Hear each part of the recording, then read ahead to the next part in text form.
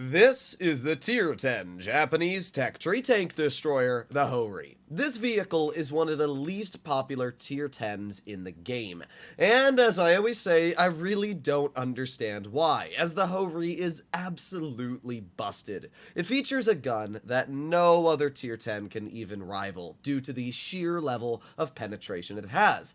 And in the latest update of the game, Wargaming has buffed the Hori once again, this time on its armor profile. This here is what the Hori now looks like to the majority of Tier 10 standard ammo. The entire superstructure is 278 millimeters thick. The upper plate, 273. The angled bits are 300. The only actual weak spot on the Hori is now the mid plate, which is about 180 thick. But if you hide that mid plate, you use the vehicle slightly hull down and you angle it, the upper plate on this vehicle is nearly impervious. It is actually insane just how strong the Hori is after the latest update, because Wargaming literally just flat buffed the armor. So not only has the Hori gotten an armor buff, but it also has more hit points, now sitting at over 2,000. So the vehicle still has its ridiculous 40 degrees of traverse, it has 2,000 hit points, more armor, and it still features 3,300 damage per minute.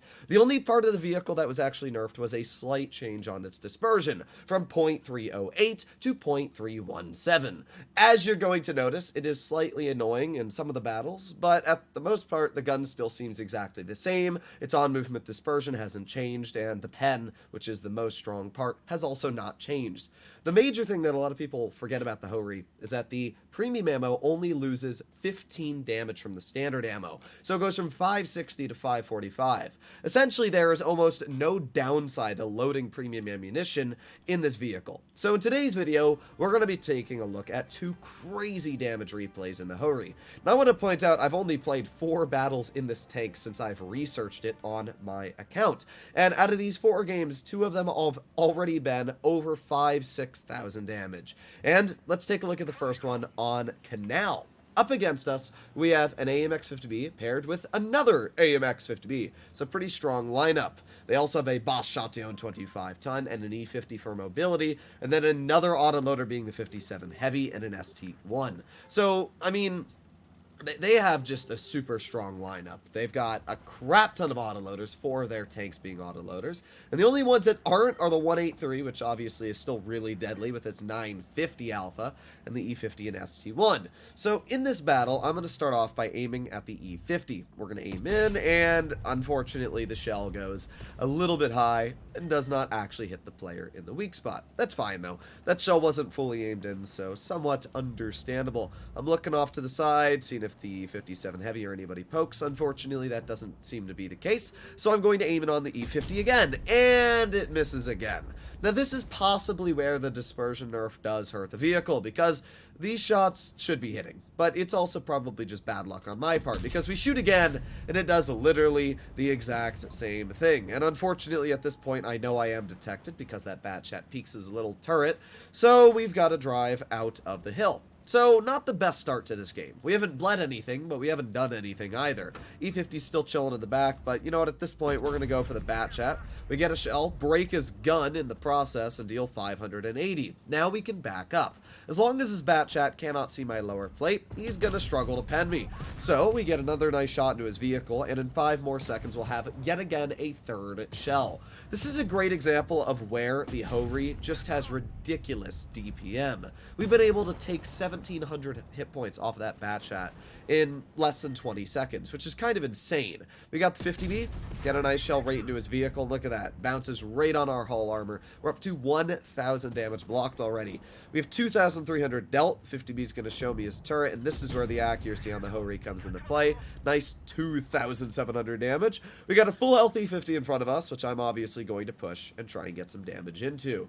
Full speed ahead. Hello, Mr. E50. I could have snapped the shell there, but I didn't really think it was worth it, especially when I can just drive over and get a nice shot right into his tank. So we low roll it, only a 490 damage shot, but I don't think it really matters. This E50 is going to try and use his mobility to get around our side, but once again, you can't flank a tank that turns at 40 degrees a second. So we're up to 3,758 damage in this battle. We're gonna reload again, aiming, The TVP gets one shell in, and we finish off the enemy E50. Okay, well, the enemy team still has 4 vehicles left, and at this point, it is a 2 versus 4. So not a great situation we're in. The enemy ST1 shows me his hull, bounces us on the upper plate. We've blocked 3,700 damage at this point, and we've also been able to deal a nice 4,300. Okay, well, there's still a lot of enemies left on the enemy team, and I obviously just want to capture this base right now, so we're not going to lose on base cap. So, I get that done, and now I've decided I'm going to try and cross, because I think I can get a shell maybe into the 183. So he's spotted. TVP does get detected by the 183, which is a little surprising, but maybe that player didn't poke in the bush, which would be really stupid if he didn't, but, oh well. We're going to cross, and the weird thing is this 183 actually detects us. Yeah, I didn't think that the 183 would from the position we were in, but once again, the Hori armor does the job. We have blocked 6,000 damage at this point. Yes, you heard that right. 6,000 damage. And because the 183 shoots, the TVP is able to finish him off. So now we're going to drive up this hill. And, okay, we've spotted the T-57 Heavy. That's pretty good. We're going to drive over, try to get one shell in. Bonk. But what? Uh-oh. Yeah, just like that. We went from 2,014 health to 489. This is a great example of why autoloaders are so busted in Blitz. Now, at this point, I know I'm screwed, because if I back up, the ST1 is behind me, and I can't really do much here. So I'm going to let my TVP clip the 50B, and in the process, I'm going to get a nice shell. So the 50B loses all of his health, right? And he's going to shoot 2 shells into my vehicle, finishing me off. We were able to deal 6,260 damage in this game and block over 6,400. The smartest decision for the player to do right now would be to go in around base D, kill the ST1, who's a one-shot, and then finish off the 50B. What this TVP player actually does is he drives around in circles for a solid minute of the game, and then he spots the 50B, gets one pen into the... Oh, wait, sorry. Misses the first shell on the 50B. Hits the second. Hits the third. Okay? So, or I guess hits the fourth. At this point, right, you'd think the smartest decision for this TVP would be to step into base D, which is directly in front of him, to possibly win on base cap. What this player actually does is goes around base D and just doesn't ever step into the base. Now, the TVP actually gets lucky because the enemy ST1 is actually right in front of him. But look at the base cap. 980, 983, 990, 992, 995. Oh my god, we actually won. What the absolute heck did I just watch? I mean, the game was a victory, but holy crap, was that a close defeat. We did 6,200 damage, blocked 6,400 damage, got an ace, got a high caliber, and single-handedly basically won this team the battle. The TVP was a decent help, but it was just doing normal TVP things and leeching off of the hit points I was bleeding. To be fair, he did still win us the game, but man, was that a sus battle. Either way, as we can clearly see, the Hori is insane. And if you don't think so on that game, let's take a look at our second Hori battle. This one is on Vineyards. Now this game, up against us, we have a Jagdpanzer, an Object 260, an Object 268 STB-1, WZ-113, a Contra Car 1 Mark II, and a Standard B. Okay, so they've got a pretty solid lineup. That's 2 heavies, 2 mediums, and 3 tank destroyers. And very strong tank destroyers at that. Especially with the Jagdpanzer having its massive tungsten rolls. And the fact that the 268 also has the ability to roll me for 690 now after the buff. So, yeah, pretty nasty stuff all around. The thing that I am going to do in the Hori is just play passive this game and let my opponents make the mistakes. Now, the unfortunate thing is that I actually could have done like probably 8, maybe 9,000 damage this game if I didn't have Supremacy on. So I am in the future going to turn off Supremacy. Maybe it'll go worse for me, but I don't know. I feel like there's a lot of games that I just play and I could have dealt a bit more damage, but because Supremacy cap, it's a bit annoying. So I'm going to turn off Supremacy for now and I'll see how it goes. It could be a bad decision, but we'll see. Either way, in the beginning of this battle, I've dealt 600 damage by slapping the enemy WZ-113.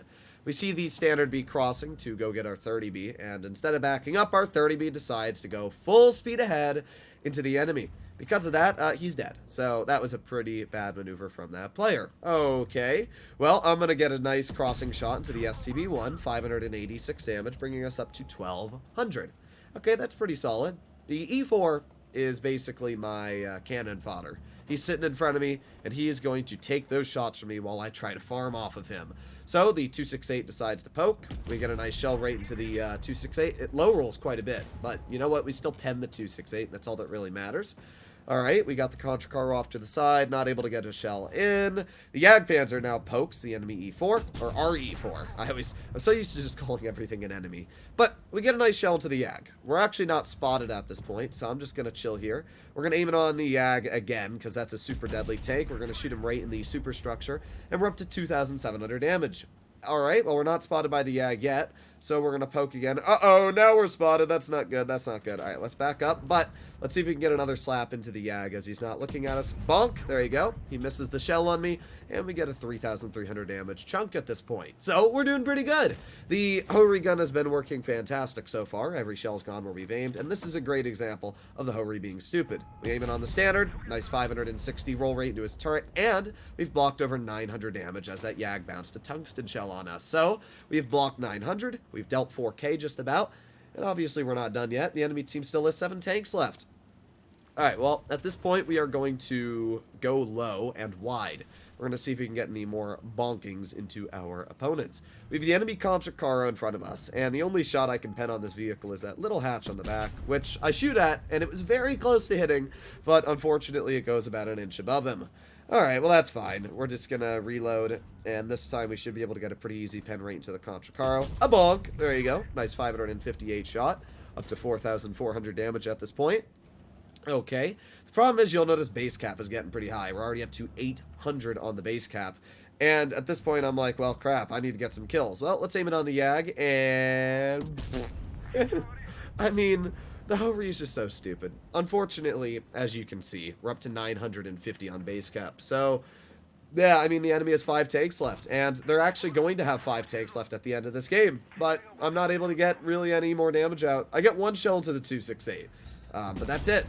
It's really, really sad, because I could have easily done, like, an additional 2,000-3,000 damage this game.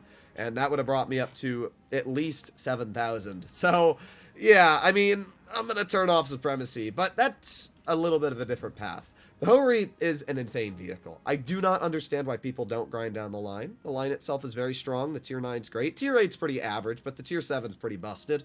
So the whole line's very solid. They've all got great pen. And the vehicle, I mean, the Tier 10 is just insane. So I would highly recommend anybody to grind the Hori. So far, out of the 4 battles I've played in the tank, I've been averaging 4,500 damage. So... yeah, I don't think I can complain. Hopefully you enjoyed today's video, and I'll see you all in the next one. Bye-bye.